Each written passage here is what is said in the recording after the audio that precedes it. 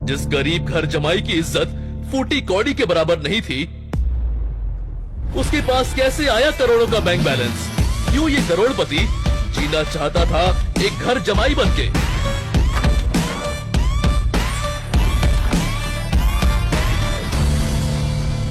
अब तुम नौकरों से ये काम कराओगे? वो नहीं करेंगे तो तुम करोगे। आज तक मुझसे भी तो यही करवाया।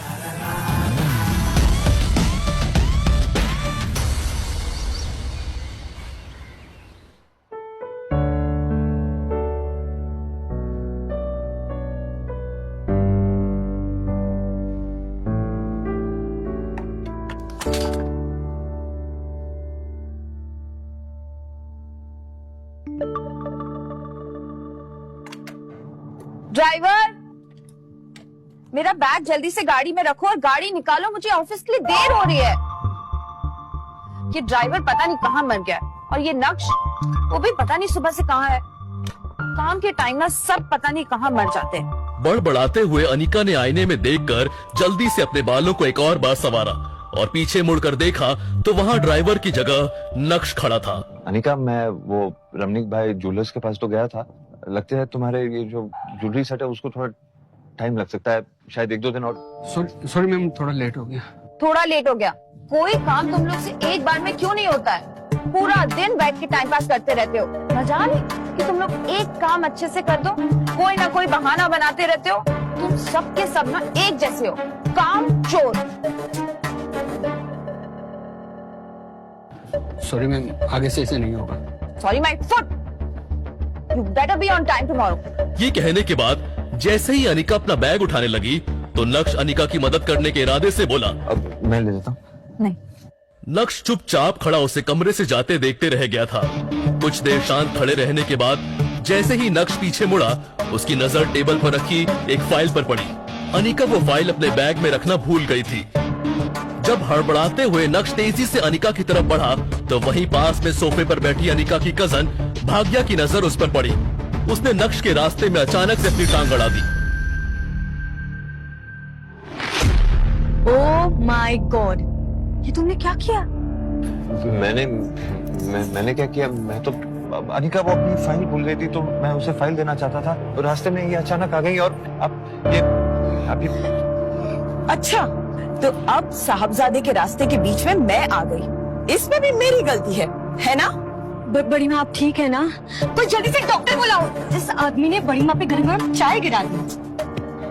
अच्छी, मुझे पता है तुझे मेरी बहुत फिक्र है, पर मैं ठीक हूँ, मुझे डॉक्टर की कोई जरूरत नहीं है। बस इस निठल्ले आदमी ने मेरी साड़ी खराब कर दी जो। शिट शिट शिट, बड़ी माँ की इतनी महंगी साड़ी खराब कर दी। ये आपकी एक्सक्लूसिव कलेक्शन की है ना बड़ी माँ? एक तरफ भाग्या बात का बतंगड़ बना रही थी तो दूसरी तरफ नक्श ने देखा कि अनिका वापस अंदर आ रही है। नक्श चित्रा को इग्नोर करते हुए अनिका की ओर बढ़ा। दरअसल मैं तुम्हारी फाइल। अनिका नक्श को देखे बिना ही घर से बाहर निकल गई। बस अनिका की एक प्यार भरी झलक के लिए तरस गया था नक्श। ब्रेकिंग न्यूज, गुजरात की सबसे बड़ी कंस्ट्रक्शन फर्म का भविष्य है खतरे में। क्या भानुशाली ग्रुप ऑफ इंडस्ट्रीज उभर पाएगा इतने बड़े नुकसान से? अब कौन संभालेगा भानुशाली ग्रुप ऑफ इंडस्ट्रीज की बागडोर? जानने के लिए बने रहे हमारे साथ ओनली ऑन टेक1 न्यूज पर।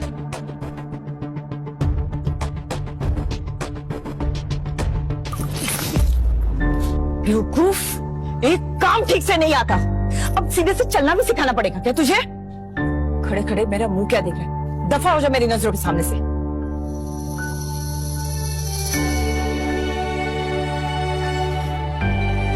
पता नहीं क्या सोचकर तेरी काका ने अनिका का हाथ इस आदमी के हाथ में दिया। हमारे तो भाग ही फूट गए। घर दामाद बनकर बस हमारी छाती पर मूंग डल रहा है वो।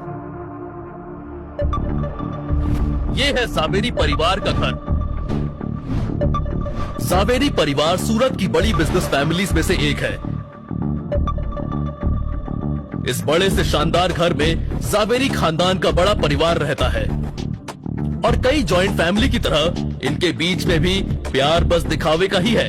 अक्सर यहाँ पर सुबह की शुरुआत ऐसे ही शोर शराबे से होती है और गलती चाहे हो या ना हो, इल्जाम हमेशा इस परिवार के दामाद यानी नक्श के सर पर ही आता है। पर नक्श ने कभी भी इस बात को दिल पर नहीं लिया। हर सुबह किसी और की गलती को अपने सर लेकर मुस्कुराते हुए वो अपने काम में लग जाता है। उसने चित्रा की तरफ देखा तो उसकी नजर वहीं पास में खड़े नौकर पर पड़ी, जो नक्श को दया की नजर से देख रहा था, लेकिन नक्श के चेहरे पर एक शिकन भी नहीं थी। ब्रेकिंग न्यूज, गुजरात की सबसे बड़ी कंस्ट्रक्शन फर्म का भविष्य है खतरे में।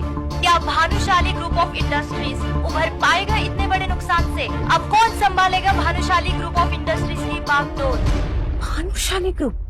अरे भानुशाली ग्रुप तो सूरत का ही नहीं बल्कि पूरे गुजरात का सबसे बड़ा बिजनेस एम्पायर है। इनके साथ ऐसा कैसे हो सकता है? इनके साथ तो हम एक नया प्रोजेक्ट शुरू करने का सोच रहे थे। बड़ी माँ परेशान क्यों हो रहे हो? क्या पता हमारे लिए एक अच्छा साइन हो। मुझे तो लगता है हमें इनके नए सीईओ के साथ डील क्रैक करने की कोशिश करनी चाहिए।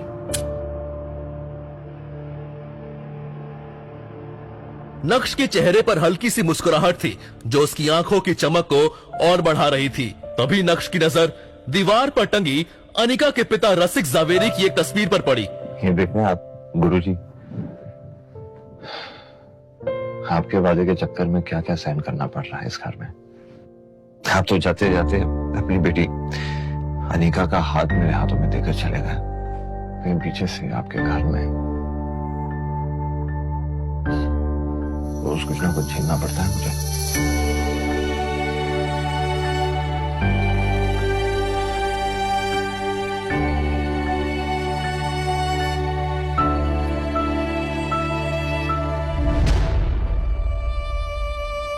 लेकिन मैं भी ढीठ हूं गुरुजी। आपकी पत्नी चित्रा, उन्हें तो जैसे तैसे मैं झेल लूंगा, लेकिन मेरा असली मकसद आपकी बेटी अनिका के दिल में जगह बनाना है। उसके दिल में तो मैं जगह बना के ही रहूंगा।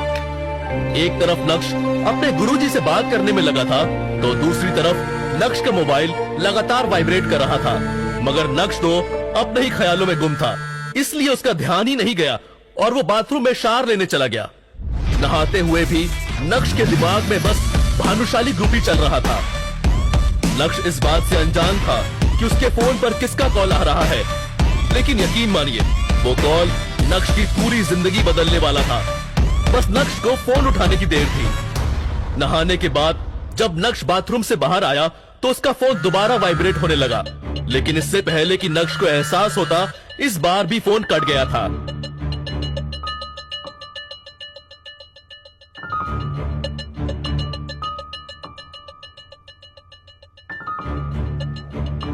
नक्श, प्लीज मेरा फोन उठा लो।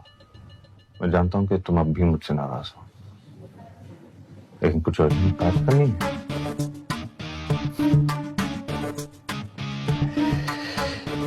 कमाल है, 2.5 साल लगे इन्हें अपनी गलती का एहसास होता है। ऐसे कई सारे मैसेजेस थे और उन सभी को पढ़ने के बाद नक्श ने अपना फोन बेड पर फेंका। अभी नक्श उन मैसेजेस के बारे में सोच ही रहा था कि इतने में उसी नंबर से एक बार और कॉल आया।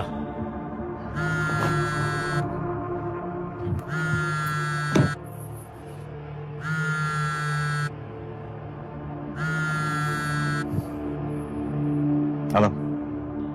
और हेलो नक्श बेटा। Hello mister Yashvardhan. अपना नाम सुनकर वो बुढ़ा आदमी थोड़ा सकपकाया, लेकिन यशवर्धन ने फिर से प्यार से शुरुआत की।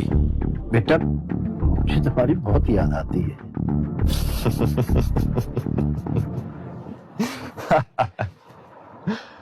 वो क्या है ना मिस्टर यशवर्धन, आपकी बात की दाद देनी पड़ेगी, क्योंकि आपको 2.5 साल लग गए मेरा हालचाल पूछने के लिए। अब ख्याल है आपको मेरा? बेटा इन 2.5 सालों में एक एक दिन एक एक रात मैंने कैसे गुजारी ये मैं ही जानता हूँ। मैंने कैसे अपने आप को संभाला है मैं बता नहीं सकता हूँ बेटा।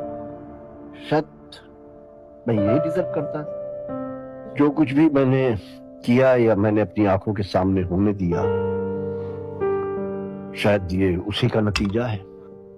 बेटा मैं तेरी तस्वीर देखकर रोता रहता हूँ और अपने आप को कोसता रहता हूँ कि मेरी आंखों के सामने ये अन्याय कैसे होता रहा। नक्श को यशवर्धन की बात सुनकर रत्ती भर भी भरोसा नहीं हुआ। वैसे मार्केट में क्या खबर फैली है कि मैं जानता हूँ। ये सुनते ही यशवर्धन एकाएक खामोश हो गए, जैसे मानो